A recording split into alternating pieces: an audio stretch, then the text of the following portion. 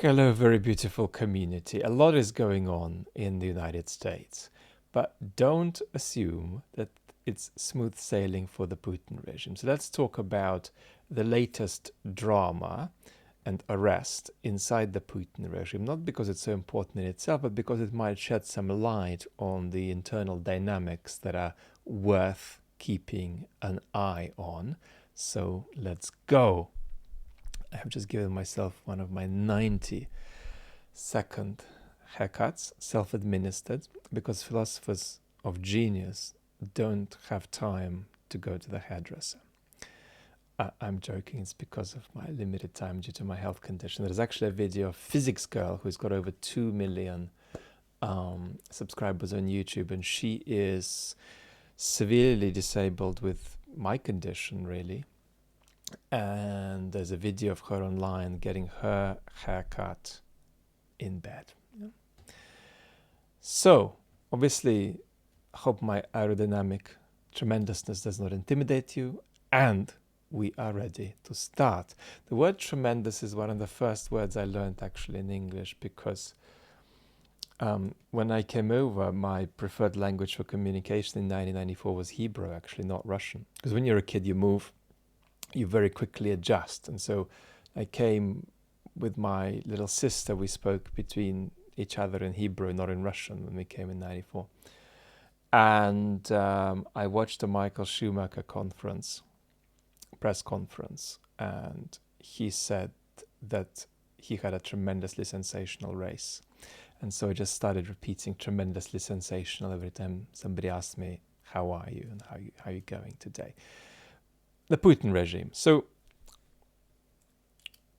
we have had several anticipations, right? One of the anticipations has been the spread of war to Russian soil. We've talked about this a lot. This is not some kind of brain scientist anticipation. It's quite a logical anticipation. And I still think that the more the front is frozen, the more escalation on Russian territory Ukraine will engage in. So we haven't even seen the maximum story of war on Russian soil yet. Among the other candidates in this list of predictions has been anticipations, forgive me, not predictions, has been escalation of terror in Russia. Part of the things you have to understand about this is that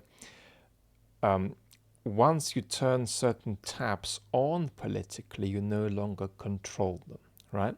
So once Putin starts his brutal full-scale invasion of Ukraine, he suddenly liberates out this Z demographic that is more radical than him. I use Z in the loosest sense, as different subcategories there.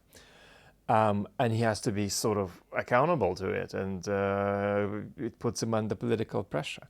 In the same way, when you begin unleashing internal repressions, this is a process that you can neither fully control in terms of the shape it takes, nor the extent of it.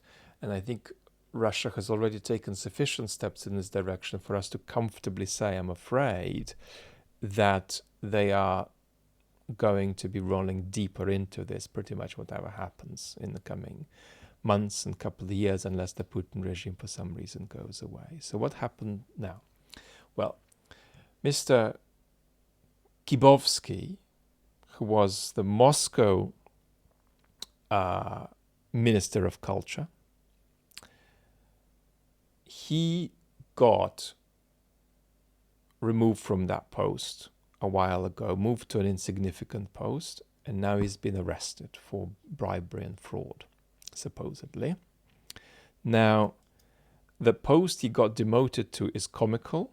It's not a real post, and I have to read it to tell you what it was. He got demoted to advisor to the mayoral apparatus on questions of cultural cooperation with new subjects of the Russian Federation. So that's not a serious position.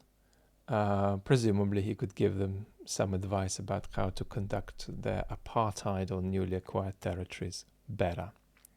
In 2022, while still in his Moscow Minister of Culture position, he began saying really egregious and outrageous things about Ukrainians, really calling for violence and destruction in the most disgraceful way. And that is positioning, right? Positioning in order, in his case, I think, not so much to save his neck, but to promote himself. But it just didn't work out. The grandmaster of theatrical positioning as self-preservation, Mr. Medvedev, maybe would have some lessons to teach this guy. But Mr. Medvedev's approach is spectacularly precautious. In other words, Medvedev is doing the most extreme possible theatrics.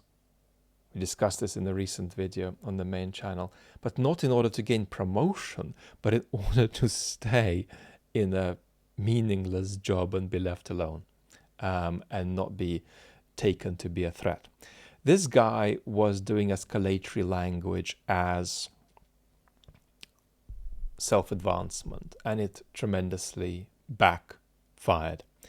Of course, we understand this. I mean, we understand people making moves for self-advancement. We're seeing this in our politics. It's just on an extreme scale in Russia.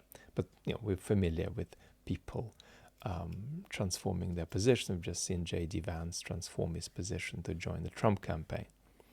And the attraction of power there is very, very important. In Medvedev's case, it's self-preservation driving it. In this chap's case, it may be more power driving it. Power is a very powerful thing. I mean, a good man like Joe Biden right now is struggling to see reality because he has to go. Right? Because he is, in a Shakespearean way, too caught up in wanting more power. Right, more time and power. Joe's got something else going on for him, which is that it's not just power he wants. He's convinced that he's been a very efficacious president for 4 years, and I actually think he's got a very good argument about that. But the problem is his cognitive decline and the fact that that is not compatible with a second term. Now, so these are universal stories, but as ever, Russia is an extreme case of what we have everywhere else. So let's go on. Why am I bringing you into this whole story? Because who the hell cares about some Moscow Minister of Culture? Well, because there are two possible narratives about this repression. And I don't want to settle which of the two narratives is true, but it's fascinating to look at that. So I'm saying it could either be a politicizing repression or the opposite, a depoliticizing repression. A repression that takes Russia toward politicization of society around Putin's ideology, or keeps it embedded in depoliticization. So let's look at the difference. I think to understand this, you've got to understand Mr. Sobyanin, the Moscow mayor, right, in whose aquarium this chap was swimming. While this chap was doing escalatory Z language, the ecosystem of Mr. Sobyanin is completely different. It's an ecosystem that is all about depoliticization. If you just took Mr. Sobyanin's statements and isolated everything else coming out of the mouths of these people in the Russian regime, you could mistake that there is no war and it's 2008, right? So Mr. Sobyanin is a master of technocratic evasion of the issues that the Putin regime is launching the country into head first. Mr. Sobyanin speaks with technocratic neutrality, allowing people to feel, people in Moscow to feel, that it kind of is like 2008, and this war is not just not a bad thing, but not entirely a real thing. It's half a soap opera construction that you don't need to worry about, because it being not quite real, it's never going to come to bite you. What a mistake that is going to be, right? What a mistake they're going to discover that to be in time, but they haven't discovered that yet. So that's Mr. Sobyanin. And the reason I'm saying this, right, is that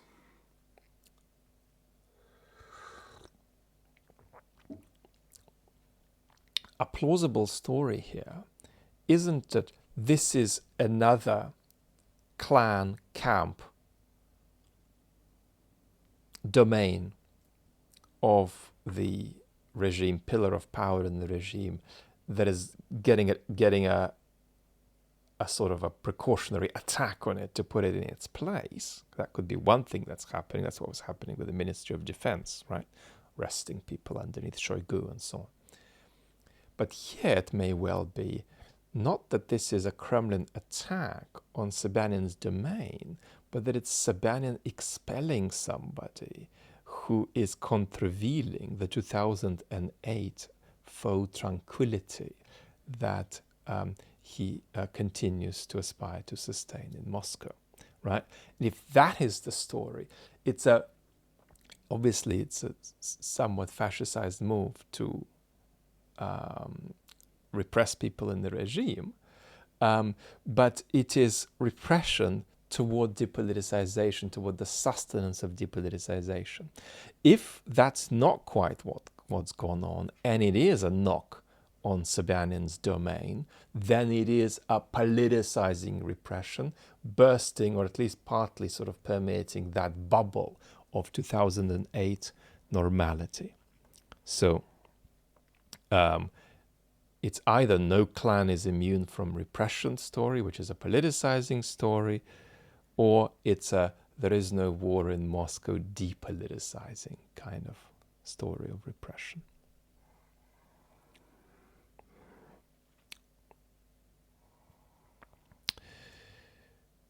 Mr. Kibovsky has tried a gambit. He's saying that he would like to go and fight at the front, hoping that gets him out of his sentence.